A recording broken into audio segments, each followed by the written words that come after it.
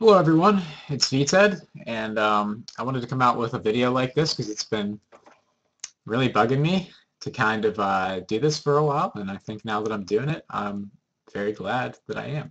So this is my first poker video. It's going to be a Microstakes cash session. I'm four tabling on Bovada poker right now. I usually do more tables sometimes, but unfortunately the max amount of tables that you can play on Bovada is only 4, which is kind of disappointing, but at the same time, it's fine because the competition on this site is so damn soft. I deposited $25 the other day, and within like 4 days I ran it up to around 75, or I think I'm at something like that right now. So I'm sitting at the lowest tables, 2 cent, 5 cent, and I'm basically just playing some normal poker. And I'm also at an MTT up here. It's like a small little $1. I would probably consider it a sit and go. So I'm just going to try to analyze some hands and give you the reasoning behind my decisions. And we'll see if I can make money or lose money. So this guy leads out with a, looks like a half pot c-bet. I could call here. I don't have to call. He might have a queen, but I'm pretty much beat by everything he's betting here, except he's just c-betting the board with pairs. There's no reason for me to really continue because if he bets again, I'm either putting my whole stack in or folding, and I'm probably going to be around committed. So I'm just going to let go of that hand. So we got Jack. We have a pair of jacks over here. We get raised on 3-Jack-8 board. So might be a good time to let this hand go because we're not going to get a lot out of this guy anyway. I'm perfectly fine with folding this hand. I didn't put a lot into the pot. I put like 15 cents in the pot, and yeah, he had me beat, so it was a good fold. At these tables, I found that the key to success is basically when you get a good pre-flop hand, even though you're deep stacked, raise it up 4 or 5x the big blind, because people will call with almost everything. I've seen people call with 2-4 offsuit, unsuited aces and stuff. They'll call like 50-cent raises. And I feel like when you get like ace, jack, ace, queen, ace, king, and aces through tens, just raise it up. People will call with shittier hands, and then you could even throw like a half pot c-bet after. Even if you don't hit the board, usually they're folding. And if they continue, you can just let go after that. Or if you hit the flop, continue as well. The other thing you want to do is call with your speculative hands, like suited connectors, unsuited connectors, pocket pairs. People very rarely raise it up and make you pay for draws. A lot of times, almost every time, I just call and get into the pot with 8-7 suited for 5 cents. And then people will pay you off when you hit your hand almost no matter what on this site. So I'm basically either trying to raise it up big with big hands and value bet, and if they do grab something, I just kind of let them have the pot, don't continue, don't lose a big pot with top pair, top kicker, or pocket aces. That's not good. Now, on the other hand, I'm calling and trying to get speculative hands to see the flop for as cheap as possible, and hopefully off of that, I can hit a big hand and then get paid off by somebody, which is the ultimate goal. You're going to make most money off of the hands that you're playing that seem weak, like Jack 10. Jack 10 suited would be a perfect hand, but 6-7, 4-4 and hitting a set, or hitting a straight, or suited aces too. Suited aces are great to hit flushes and just completely dumpster people for their whole stack. I was actually playing on a site earlier today. I was playing on Carbon Poker, and I don't know if you guys could see that, but look, bam, $150 pot just from playing the suited ace. It's just easy money. If they're going to let you see cards and not pay the price for it, then you have to take advantage of that, and you have to draw. Because, I mean, if you're drawing and for free, like, the odds are that you're going to hit your hand and get paid off, and you're going to make money in the long run, because you're going to make more money from value betting the hands when you do hit than you are than calling 5 cents and folding when you don't hit. Because you're not losing anything when you do that. You're losing 5 cents. One big blind. It's no big deal. Now, if if you call and you do get raised, you need to kind of do pot odds and do the math and check your implied odds as well to figure out if it's actually worth it to call and try to hit your thing. Does it look like they're playing pocket aces or a really strong hand and they're going to triple barrel no matter what after the flop? If so, then you might want to call because you know that your implied odds are huge. And if you do hit your set or you hit your flush or you hit your straight, you're going to get paid off. Even two-pair. Even two-pair can work if you know you're against aces or kings. So right here, board, I missed the board completely, but I have ace high. If this guy doesn't have hearts, he's going to be scared of the flush and go away. So I'm just going to throw a half pot bet out there. It should get the job done. If he calls, I'm just going to give up. If he raises, I'm folding. So I'm either taking the pot here or just trying to get it to showdown where I'm most likely going to lose. This only has to work. I bet 22 cents into a 65-cent pot. So it only has to work 1 in 3 times for it to be profitable. So if this guy hits the flop, if this guy doesn't hit the flop, 1 in every 3 times, then it's profitable. And he certainly doesn't hit the flop 2/3 of the time. He hits it 1/3. So this is an easy profitable call. And he sits, I don't know if he's AFK or folded, but he folds, and then I win the money.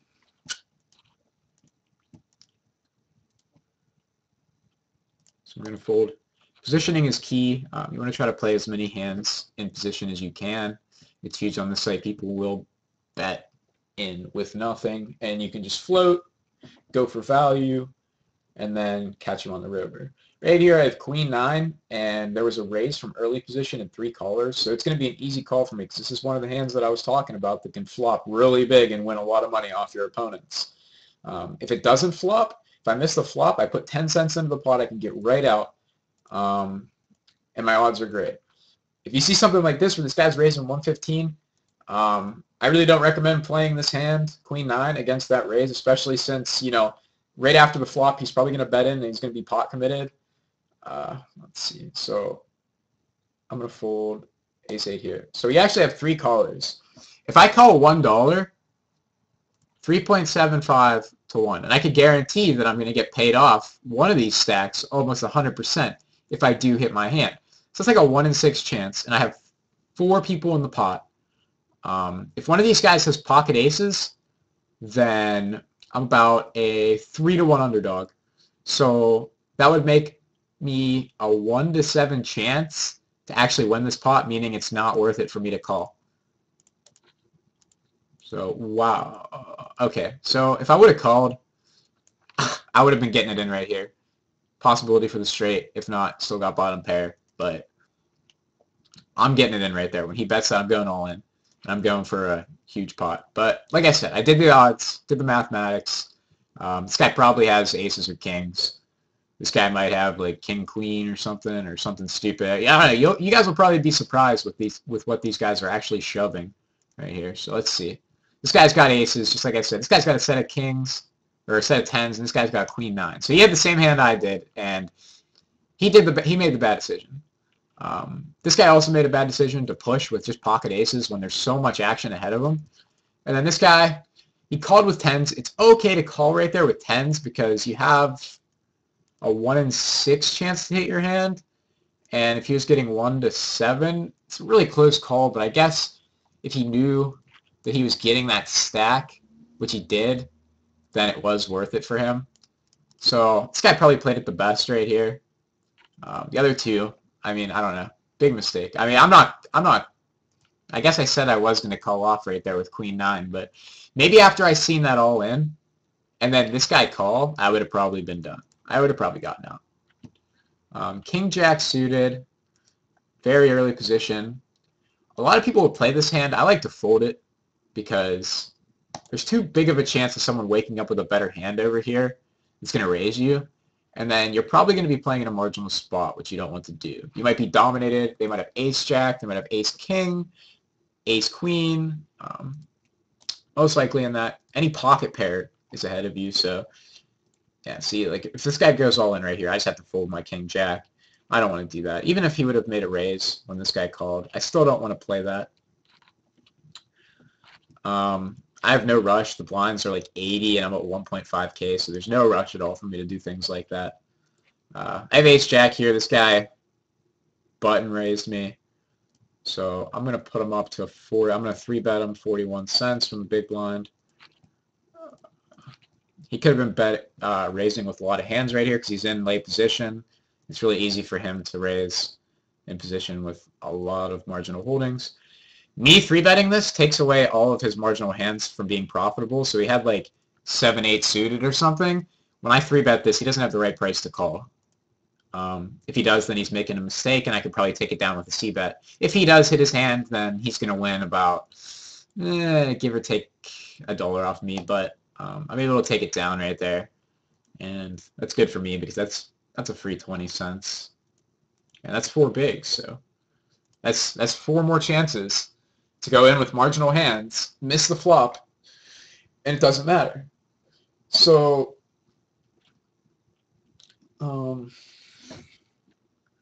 yeah, sometimes, like here, you really don't want to play a lot of hands in small blind. The only thing I'm really doing in small blind is if there's like 5 callers and I have a marginal hand, I might call. I just hate, it's so hard to play, not a marginal hand, a speculative hand. It's so hard to play a speculative hand out of position.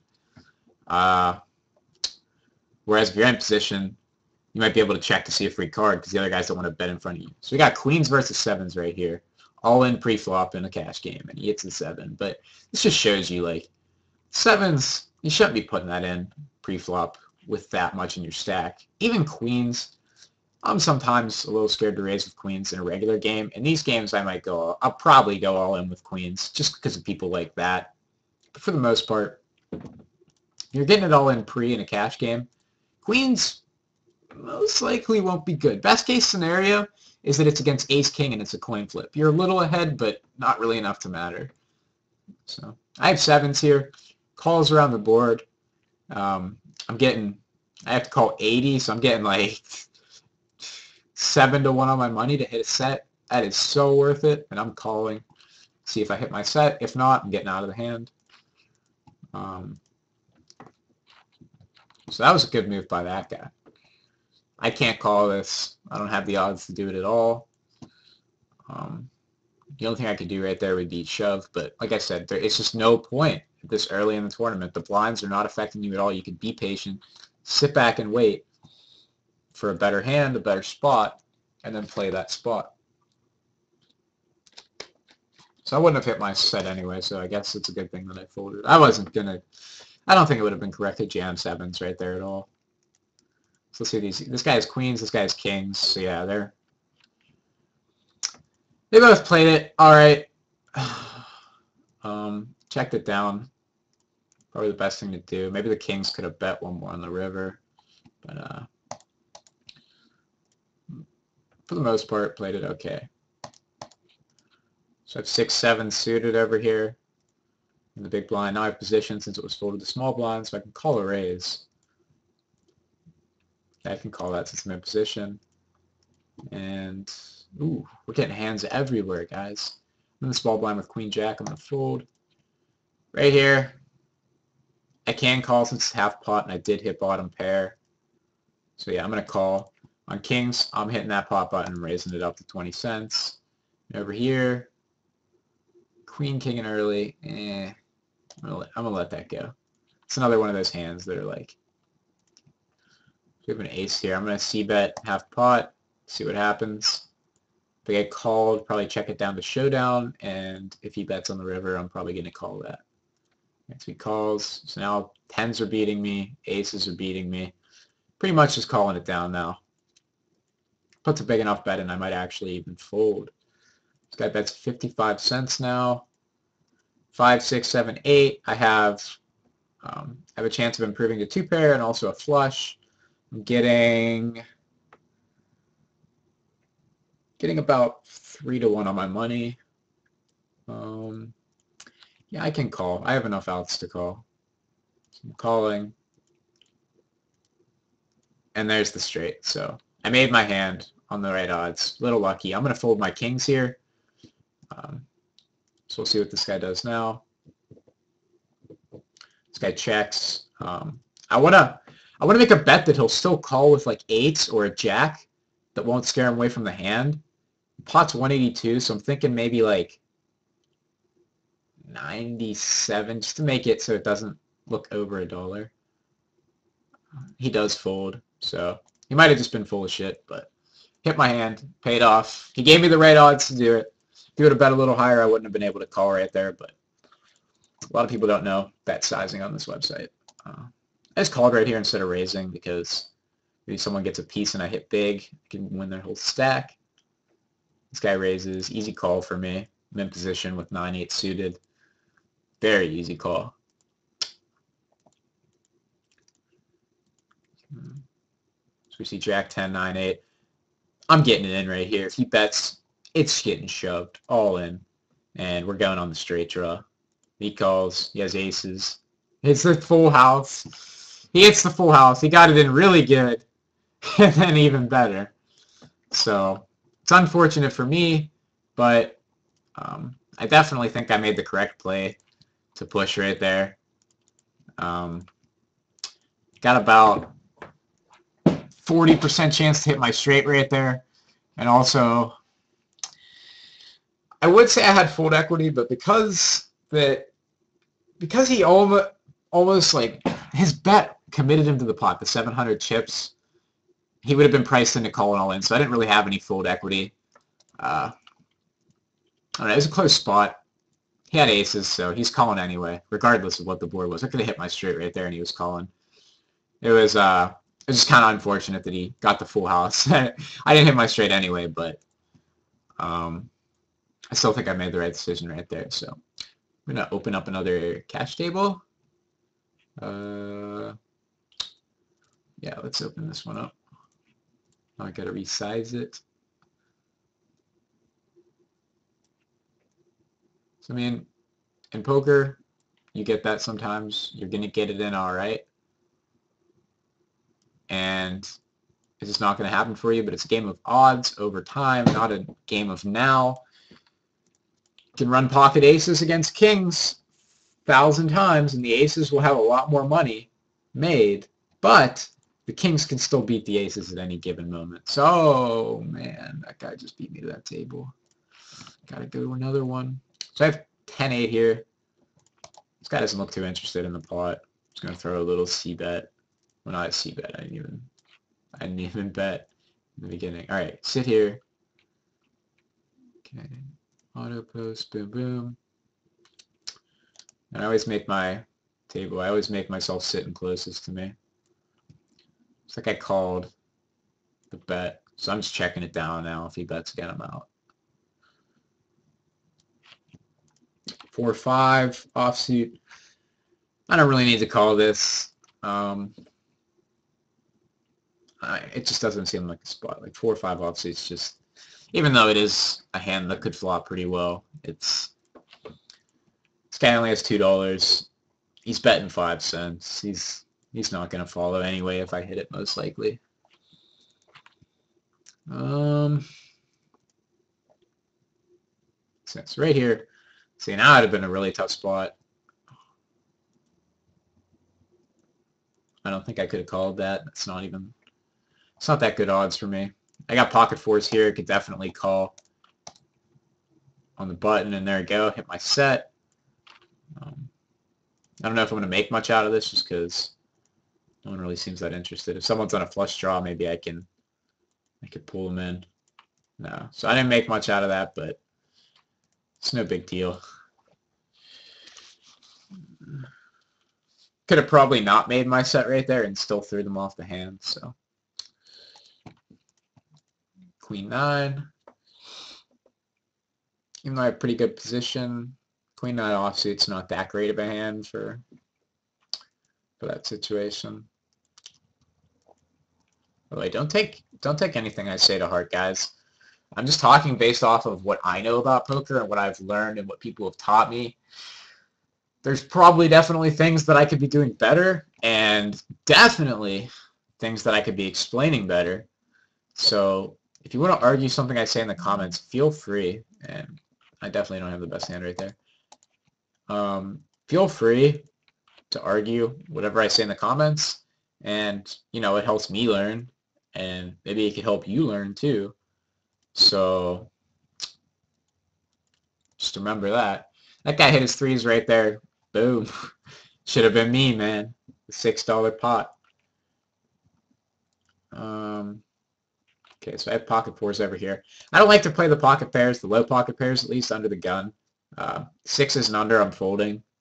I probably raise up sevens, but I'm going to get rid of fours right there because that could get dirty pretty fast. If someone calls in front of me and gets raised and someone else calls the raise. Still might be priced in, I guess, to call it, but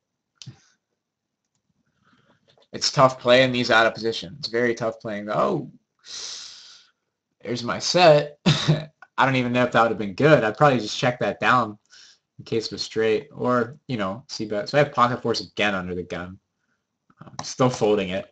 Doesn't change. The set does not change my mind.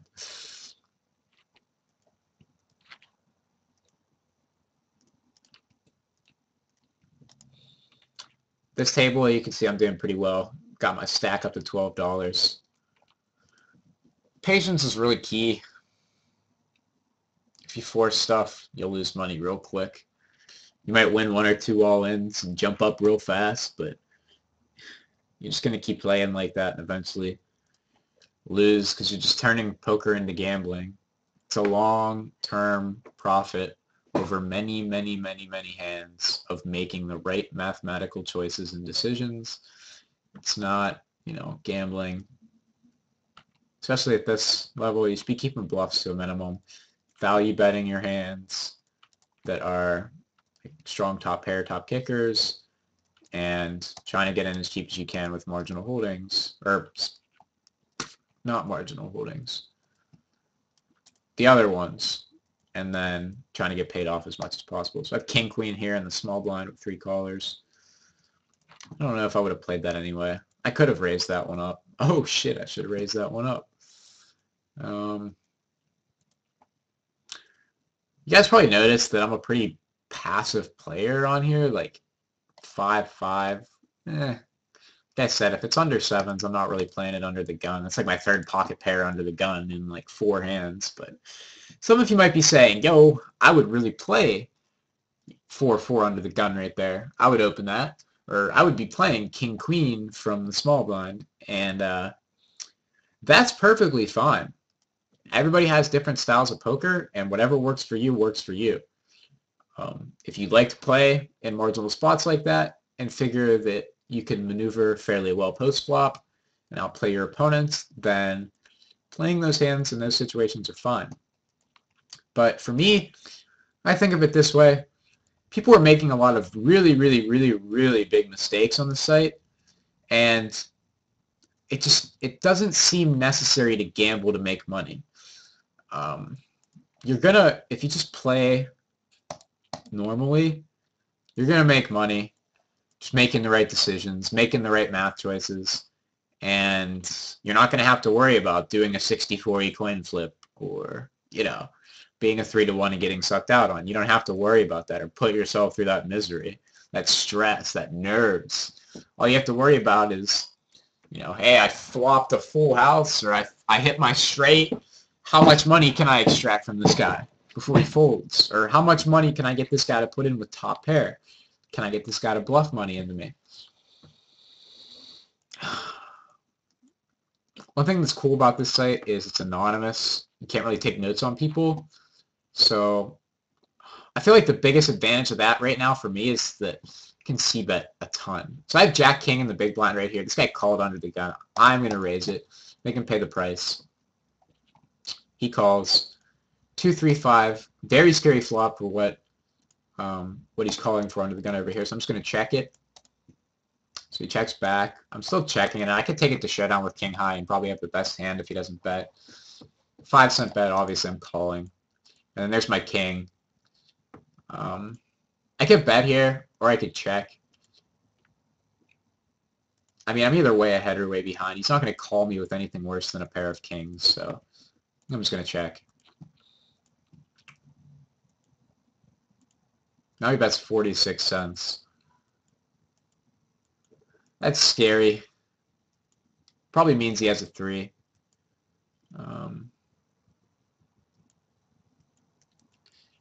Yeah, I don't know if I'm okay with making this call.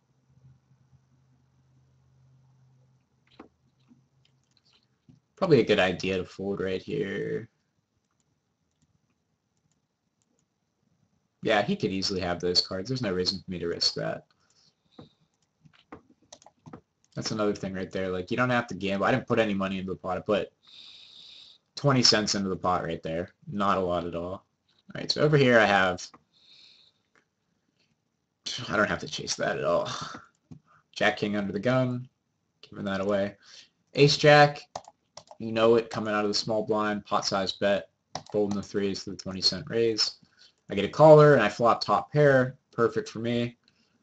I can make a bet of about 2/3 of the pot, I'd say. Let's see what happens. He folds, and then we make that quick, 30 cents right there or whatever. And that's the type of bets I'm talking about. You raise it up, get him to call with something worse, and then just c-bet the flop. Even if I didn't hit right there, I'd probably still be c-betting the same amount, because the chances of your opponent actually connecting with the board with their cards is about a 33% chance, 1 in 3 chance. So if you c-bet the flop every time, you're taking down the pot 2 out of every 3 times. You're only putting in 1/2 of the pot bet. It only has to work 1/2 of the times. And since it's working 2/3 of the time, it's going to be a profitable play. So that's why you wouldn't like c-bet the pot every time. If you c-bet the pot every time, it's not going to be a profitable play because that means it has to work every single time, I think. Yeah, if you're c-betting the pot, it has to work every time to be profitable. So a half pot c-bet's usually good on here. People don't hang around if they don't have anything on the flop, heads up usually. And if they do, a lot of times they'll just let you check it down to the river after they call your bet.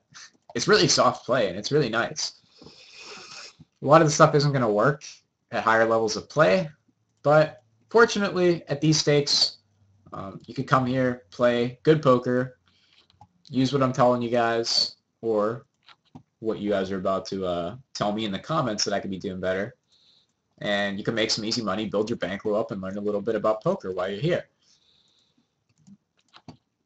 Anyway, I think this is where I'm going to wrap up the video. 8, 7, 6, 5, 4, 3. Ooh, that's a sexy straight.